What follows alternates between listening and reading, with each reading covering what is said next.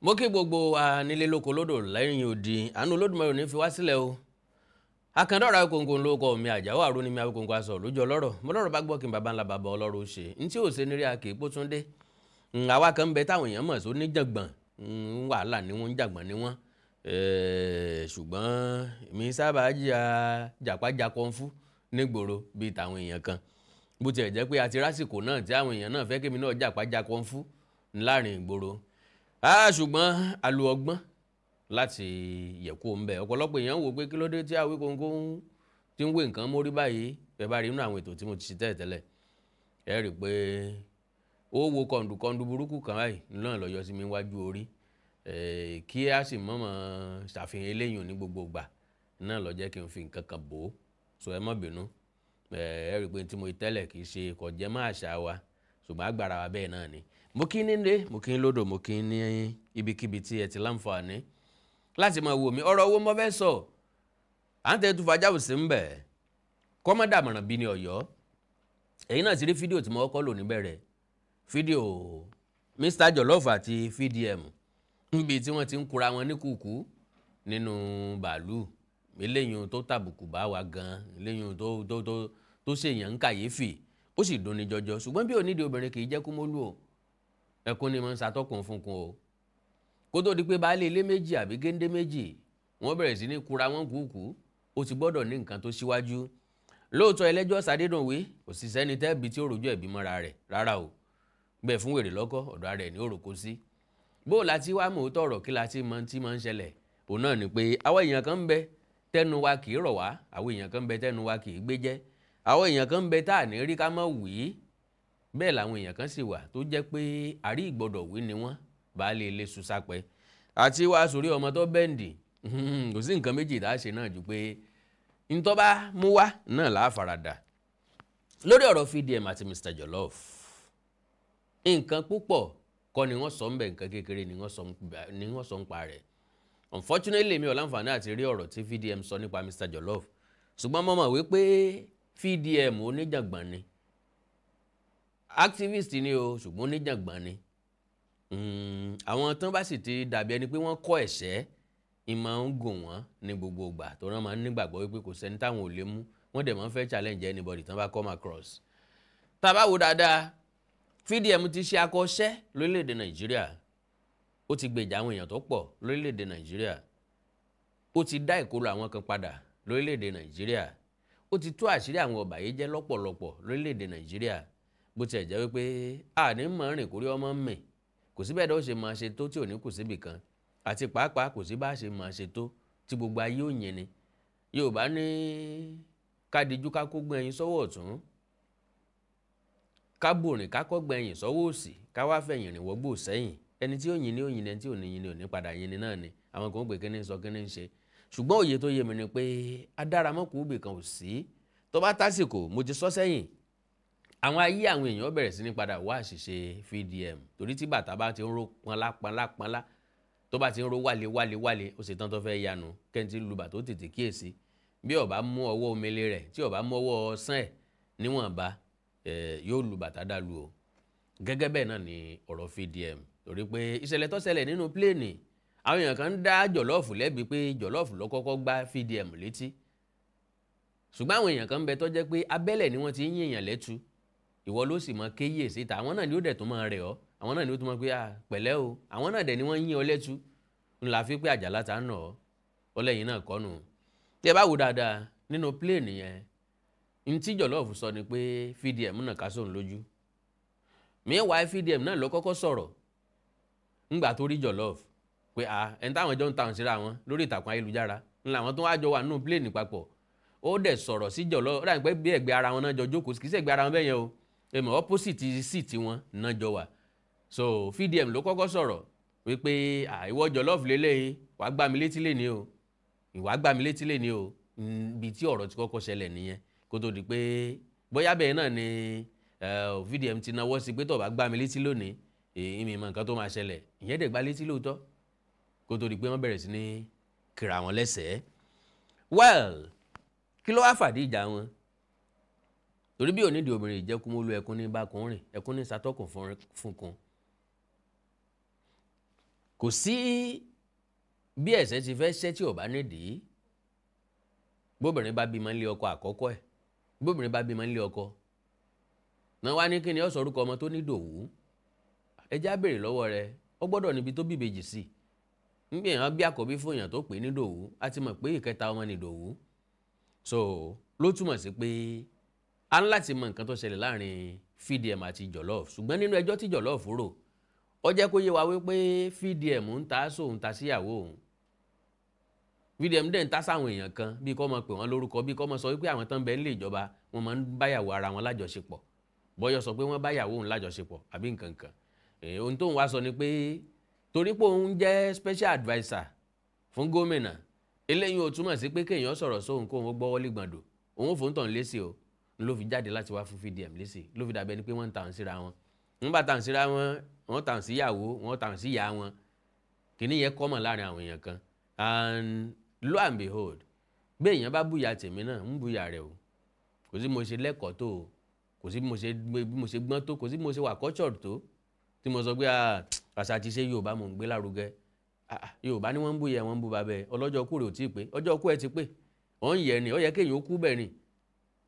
ó yẹ kí èèyàn ó dé kan kó sọ pé kí ló dé tó fi ń jà ní à ń bu ni ìyá náà sọ pé ọ̀kárí ọmọ mi ọ̀kárí láì ọmọ mi bó tiẹ̀ jẹ́ pé èèyàn ó dé kọ̀rọ̀ ìyá èèyàn sọ pé ìjà ajagbó lọ dá kò dá kéèyàn wọn bọ́ ọmọ làkejì ẹja èèyàn sọ pé ṣé torí pọ́n bú mi ọmọ ọkọ ní ọ̀yẹ́ sọmọ àlè ìgbọ́n kéèyàn wá sunkún délé wá ní kí ló ṣẹlẹ̀ à ń bu ni ìyẹn sọ nígbà tó ń bú mi kí ni wọ́n wá ṣe mọ̀ ń bọ̀ nílé náà ni mo jẹ́rìí àwọn ìyá wa wọ́n ràn ọ́ padà síbẹ̀ ìlọ búyà tiẹ̀ náà mo jẹ́rìí àwọn ìyá wa láyé ìgbà náà bí wọ́n bá bẹ́gbẹ́ bá nà ọ́ wálé wọ́n ó dá ọ padà síbẹ̀ ni pé tó o bá lu tiẹ̀ ò gbọ́dọ̀ wá nulẹ̀ kì í ṣe pé wọ́n ń dá wàhálà sílẹ̀ no wọ́n jẹ́ kó mọ̀ wípé ẹgbẹ́ ẹni làágóyán wùrà pé àti pàápàá ẹgbẹ́ rẹ̀ ò gbọ́dọ̀ lù àgbàlagbà ló lè lù ọkọ ọmọ sunkún kì í sọmọ ẹgbẹ́ tẹ́jọ jẹ́dì sẹ́mi tàbí tó dàgbà jù ọ lọ níwọ̀nba tàbí tó dàgbà jù lọ gan torí ẹlòmíì ò ti fẹ́ sọ̀rọ̀ ẹ̀ dídè dìrín àwa òbí la sì máa ń kọ̀ọ̀sẹ̀ lọ́pọ̀ gbà á mọ̀ sọ fún wọn pé kán má jà kán má jà kán má jà kán má jà kán má jà yẹn máa wá jẹ́ kọ́ ọmọ ẹgbẹ́ wọn nà wọ́n kán má lè gbọ́wọ́ kò sí lè tí ọ̀dà ń bẹ̀ gbogbo àná là á dàgbà bákan náà gbogbo àná dẹ̀ lè ámú nǹkan kan dàgbà ìyẹn ni wọ́n ń pè ní upbringing ń tá a mú dàgbà ńgbà tá a ń dàgbà sókè ìrírí tá a rí ńgbà tá a ń dàgbà sókè àwọn ìwà tá a bá lọ́wọ́ àwọn tí wọ́n já síwájú wa tá a jọ gbé ńgbà tá a ń dàgbà sókè gbogbo àwọn nǹkan yìí ló ní í ṣe pẹ̀lú ìgbésí ayé wa lóòótọ́ VDM activist ni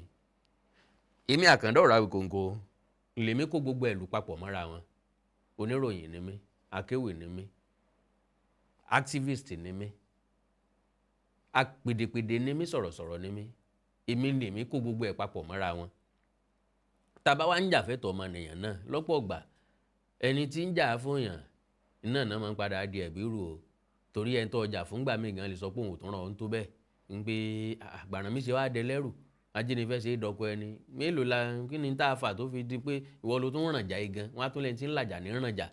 So lórí ọ̀rọ̀ àwọn VDM àti Mr. Jollof like I said ọ̀rọ̀ tí VDM sọ pàtó sí Mr. Jollof tó fi fún lésì mi mọ̀ o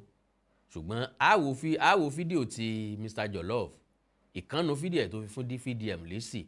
ṣùgbọ́n ká tó wo èwo lákọ̀ọ́kọ́ wò náà ṣé ká kọ́kọ́ wo ẹjá kọ́kọ́ wo níbi tí VDM ti jáde tó ní tó kápá kò bí apá arúgá tó sọwọ́ bí ọwọ́ alákàn tó sọwọ́ bí ìgbà tí wọ́n bá ta kọ̀ǹkọ̀ ti ná ó fàyà hàn pé wọ́n gé oúnjẹ láyà ó wá lọ wérí bàbà tútù ó wá gbé apá kọ́ gẹ́gẹ́ bí ẹni tápá rẹ̀ ti kán sọ́wọ́ ni wọ́n ti gé jẹ ní sórí wọ́n ti gé jẹ ní lélẹ̀ tó túmọ̀ sí pé VDM ń ṣe yẹ̀yẹ́ ni yẹ̀yẹ́ a sì máa dùn yàn torí pé nínú yẹ̀yẹ́ tó lòun ṣe ó lòun apologize publicly ṣùgbọ́n yẹ̀yẹ́ lélẹ̀ tó ń ṣe yìí tàbí ká sọ pé kí wọ́n má bàa arrest ẹni níbi tó ti jókòó náà ní ti ń pè dókítà ẹ má jẹ́ ń fẹnu mi sọ ẹ̀já jọ wo fídíò VDM nígbà tó délé lẹ́yìn tí wọ́n jàjàjà kó akátá àwọn fídíò kan ń bẹ níbi tán ti wà ní police station àti bẹ́ẹ̀ bẹ́ẹ̀ lọ I don't know ìmọ̀gbà tíyẹn ṣẹlẹ̀ bóyá kó tó kélé ó tó ṣẹlẹ̀ ni bóyá lẹ́yìn tẹ́lẹ̀ ìṣẹlẹ̀ ni bóyá gba tí wọ́n land náà kó wọn lọ sí police station because VDM fúnra lára ẹ̀ apologize wípé ọ̀pọ̀lọpọ̀ àwọn èèyàn tí táwọn jọ wà nù plane ló lọ fún medical check up ọ̀pọ̀lọpọ̀ nù wọn ló lọ fún business kínní àti bẹ́ẹ̀ bẹ́ẹ̀ lọ kò sẹ́ni tó wọ plane tí ò níbi tí ń lọ kò sẹ́ni tó wọ plane tí ò níbi kálukú fẹ́ kírìn àjò àwọn wà faster ni wọ́n ṣe lọ wọ bàálù kí wá lóde tí àwọn méjì ó wà á dá bàálù dúró láti fò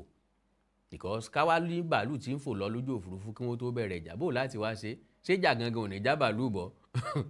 sọ́nà méjèèjì ò ní kórìbù wọn bá ẹlòmíì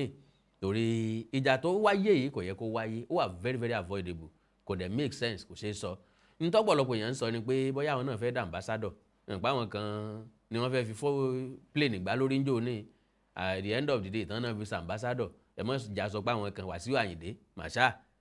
tí ń ṣe bí ọmọdé tí ń kéwe wọn ni ọmọ mú flask wọnú mọ́tò ọmọ wọnú plane ó ká gidi borí bíi pọ̀nmọ́ funfun ó ní nítorí ẹ̀ wọ́n ní bàálù ń lọ ọlọ́dún sábẹ́ síwájú bàálù ó ní bàálù ò gbọ́dọ̀ fò lẹ́yìn ẹ̀ náà kí ni tó padà ṣẹlẹ̀ wọ́n náà fi sa ambassador àwọn ambassadoria àwọn wèrè ambassadoria káàkiri tí wọ́n kàn ń ṣe ohun tó wù wọ́n káàkiri well ẹ já wo fídíò VDM ńgbà tó délé tí ń ṣe yẹ̀yẹ́ rẹ̀ tó lòun ṣe yẹ̀yẹ́ wa God bless you ẹ ṣé. àga rẹ̀ ló gbé kalẹ̀ yìí o ẹ rí nǹkan ṣé lè yí sọmọ àlè báyìí ṣé lè yí sọmọ àlè báyìí VDM sórí ẹ kò ní bí ilá sáà ló mú ṣe rí. Good morning, everybody. Good morning, Nigerians. First of all, I would really like to apologize for what happened yesterday on the United Nigerian Airline. What happened yesterday was not supposed to happen, and I will take full responsibility for it. A lot of people on that flight had important things to do, but because of that little irresponsibility from my end, their flight was delayed. Some people on that flight might have medical emergencies. Some people had like business contract to sign. You know, I don't know what that little delay would have cost them, and I really want to apologize.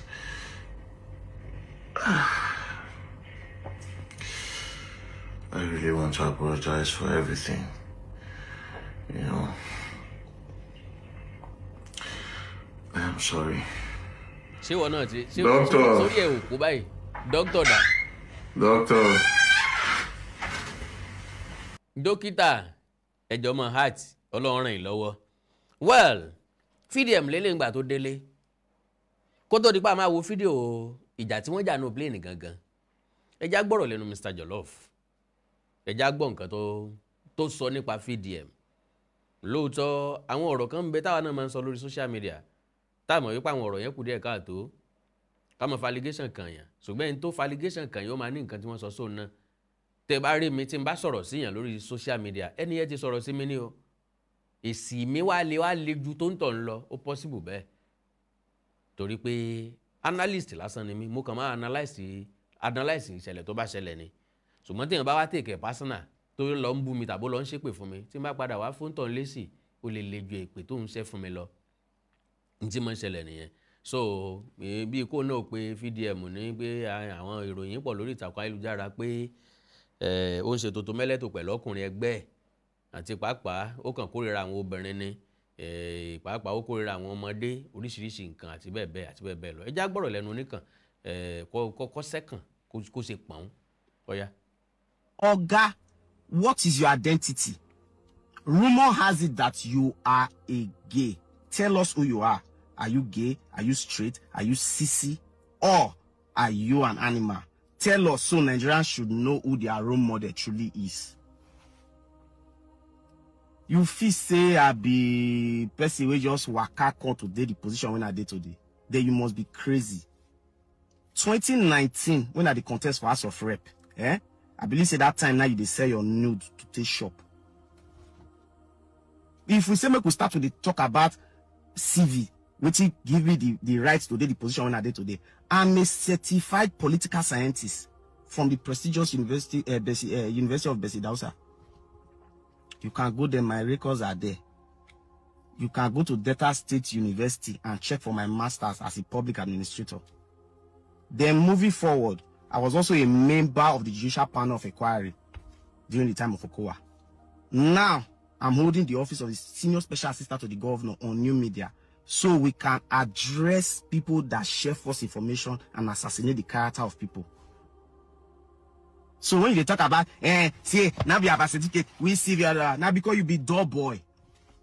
dirty boy, you don't have a background. That is why you derive pleasure to assassinate the character of women. You always bully women and children because you are a product of a broken home. You are suffering from the trauma of domestic violence. I believe your father was beating your mother every day. That is why you just feel that you have, and you are always angry about marriage. You're always angry about men and women coming together. That is why probably when they say you are a gay, I believe that because you're always angry when it comes to women. My wife, she's not a classless woman that will come on social media and start crying. Hey, that can I sleep with any man. She's not as classless as your mother. She will take you to the proper channel of the law, to prove yourself. And after she has done that, you will come back to this social media and apologize to her. And if you don't, we will cage you, we'll put you where your mates normally stay, prison. Then you will explain to Delta State government, because that is a slap to Delta State government that political office holder sleep with people's wife to influence people's appointments. The office of the Attorney General will write you. Show you the fixing by chest, We'll clap you.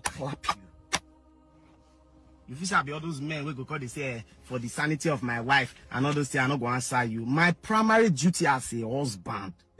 is to defend, provide, and protect my family. If your father could not protect your mother, I'm not that kind of man. This is the message to the Ministry of Women Affairs.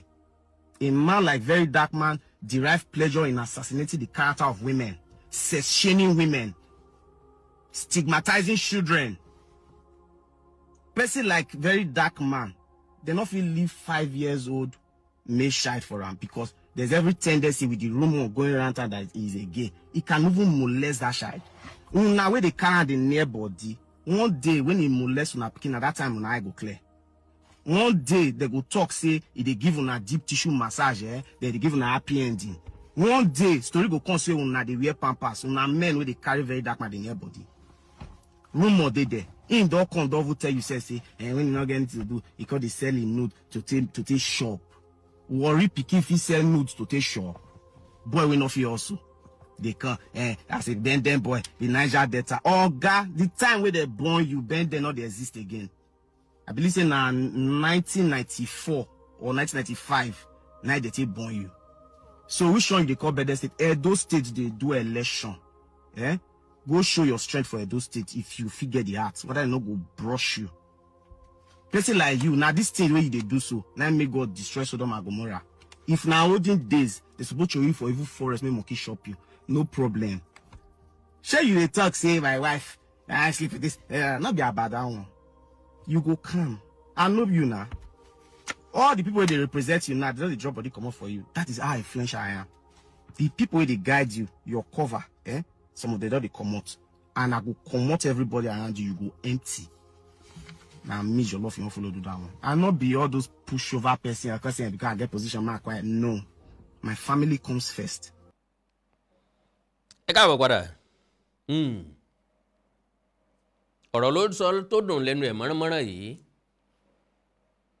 Àlébọ́jàre àlébọ́jẹ̀bi. Torí pé sáìdì ọ̀dọ̀ ti ẹnìkan, sáìdì ọ̀rọ̀ ti ẹnìkan la gbọ́ yìí. Bí FDM ọba sọ tiẹ̀ náà, òun láti jẹ́ pé òun láti rí sọ.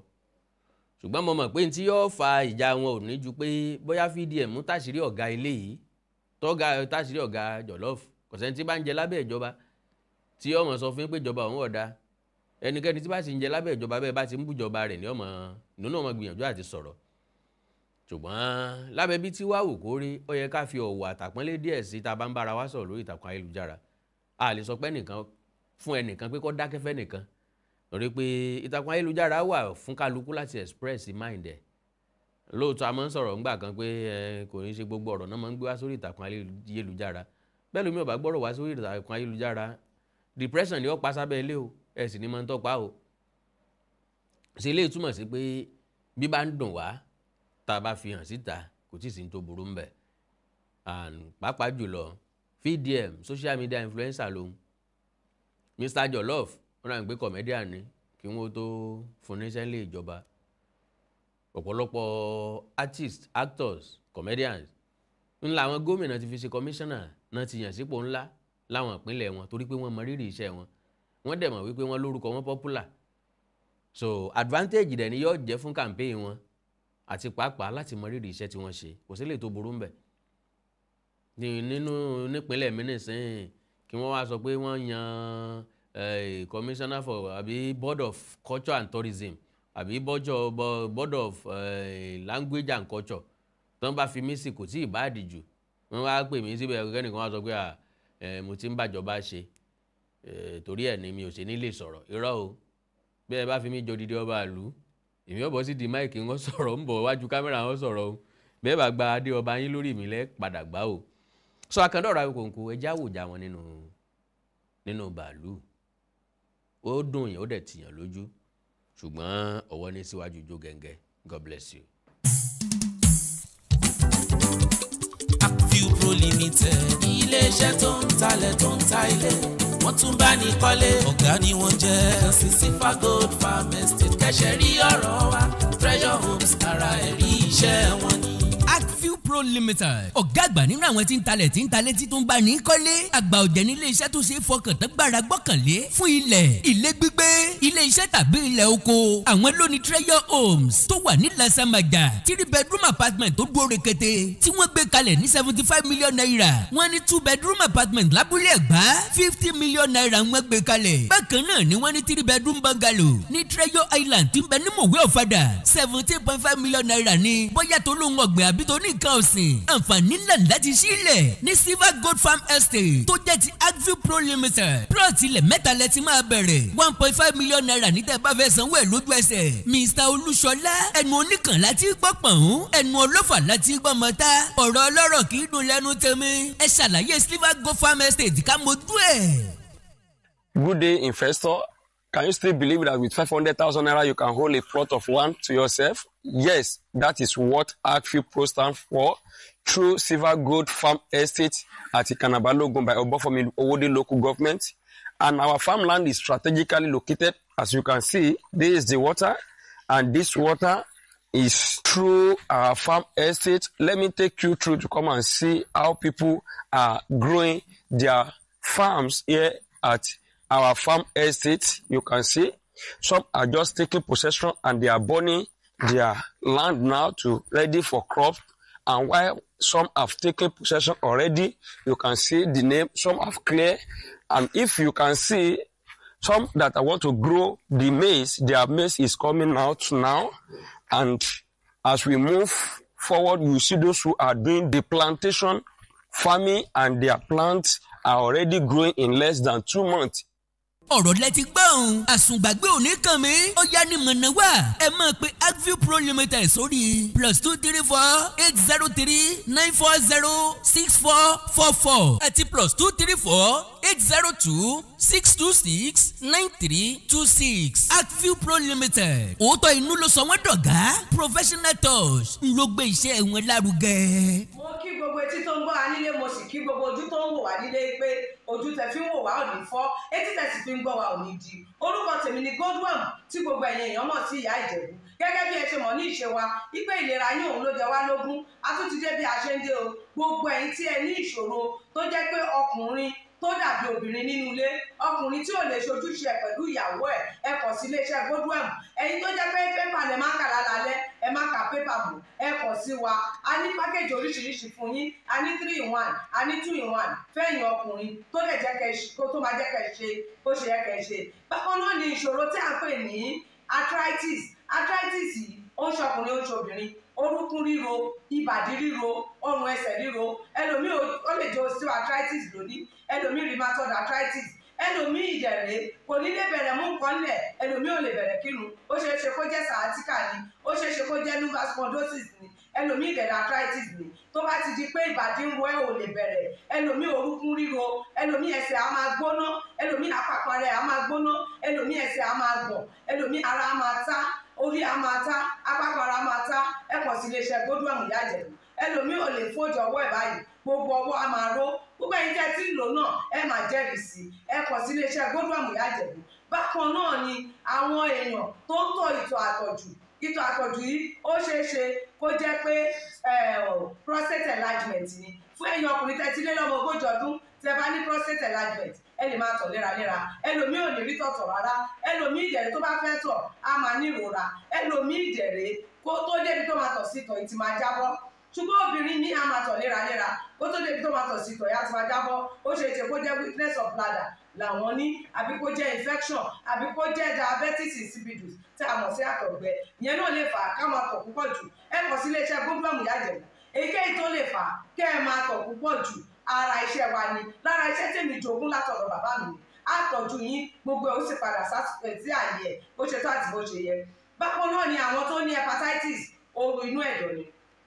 ṣùgbọ́n tí hepatitis bá ti pẹ́ lára ó lè ba ẹ̀dọ̀ jẹ́ ó lè fà á kéèyàn ní enlarged liver ó dẹ̀ lè fa oríṣiríṣi ìṣòro sí ẹ̀dọ̀ yẹn ẹlòmíì á máa ní àmì bí kínú máa dùn bí kójú máa pọ́n kítọ̀ ẹ̀ máa pọ́n ẹlòmíì dẹ̀ kò ní rámì rárá bóyá lọ ṣàyẹ̀wò wá kàn sọ fún pé ó wà positive ẹ kàn sí wa ẹlòmíì dẹ̀rẹ̀ ó lè jẹ́ liver cirrhosis lòun ní èyíkéyìí tí ẹ ó ìbàjẹ́ ẹ kàn sí iléeṣẹ́ Godwin Ìyá Ìjẹ̀bú bí mo ṣe sọ̀rọ̀ ẹ̀yin tẹ́ ní prostate ó jẹ́ prostate enlargement ni ó jẹ́ prostate cancer ni ẹ kàn sí wa pẹ̀lú ògo Ọlọ́run ẹ ní rí bákan náà mọ́ mo ti sọ fún yín gbogbo ìṣòro yòówù kẹ́ni ewé àti gbòǹkan mélé tí àwọn bàbá wa ń lò láyé àtijọ́ tá a ti gbé kalẹ̀ lọ́nà ìgbàlódé tó sì ṣe bẹbẹ lágbára òun là ń lò fún ọmọdé àti àgbà ẹ kàn sí wa ẹ ní kábàámọ̀ pẹ̀ ṣe bẹ́ẹ̀ ẹ̀rọ ìbánisọ̀rọ̀ mi ni 08033034777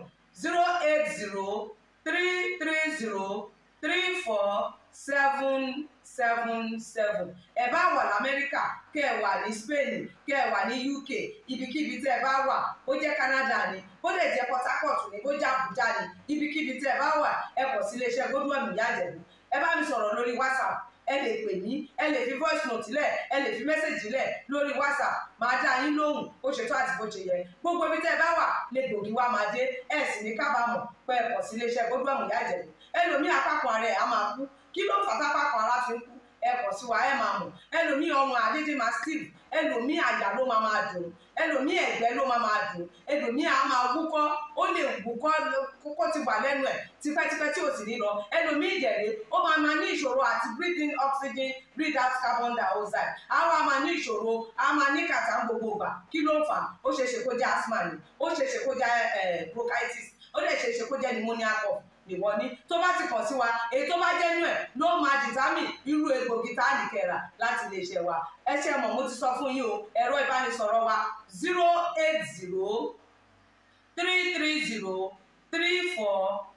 08033034777 iléeṣẹ́ Godwin last bus stop yín ni pẹ̀lú agbára Ọlọ́run remember if it is not Godwin it can never be like Godwin. I used to tell you health is something to be treasured. Ire o. Dog back on that for flag. Go slap you on that. One life. Media wa gele kwa lo.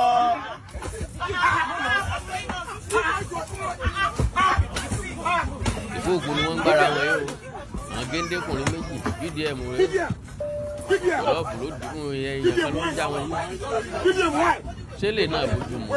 nù bàálù kì í ṣe nù dáhùn nù bàálù wọn wà yóò kì í ṣe nù dáhùn fún ọwọ́ ajẹ́ nù dáhùn fún ni àgbẹ̀gbẹ̀ ọ̀dọ́tọ̀ ni wọ́n ti ṣe ọ̀dọ́tọ̀ ni wọ́n ìdíra wọn ń bàbá gbogbo